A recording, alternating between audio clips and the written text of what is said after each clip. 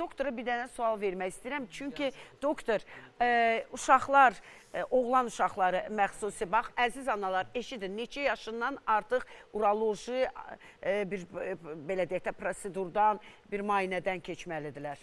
Əslində Mətanət xanım, yaxşı olardı ki, yəni oğlan uşaqları 14 yaşına, 13-14, hansı ki, həddi buluğa çatmış dövründə, yəni uroloq müayinəsini keçsinlər. Ağrı da ağrımadı, keçməlidir. Bəli.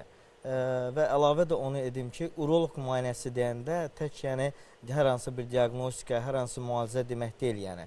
Çünki uroloq müayinəsi daşı Avropada, hətta üzr istəyirəm, Avropada da yəni bunlar olur. Yəni oğlan uşağının yəni gələcək cins həyatı necə olmalı, bunlar yəni belə də izah olunur ki, gələcəkdə hər hansı bir fəsadlar üzə çıxmasın.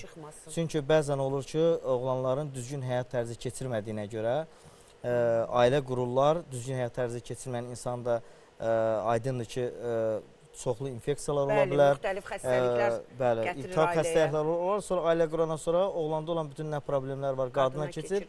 Bəzən də elə olur ki, hətta yəni VIH kimi, sifilis kimi, yəni ən ağır belə xəstəliklər yəni qadına keçir, bütün həyatı məhv edir.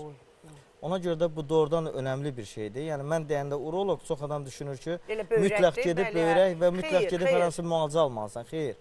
Uroloqun özünün məsləhətləri inandırım sizə gələcəkdə bir çox fəsadların olmasının qarşısını alır. Təşəkkür edirəm sizə və hər şeyi belə deyək, ay ayıbdır, ay bu belə olmaz, o bilməsin, bu bilməsin, belə şey yoxdur.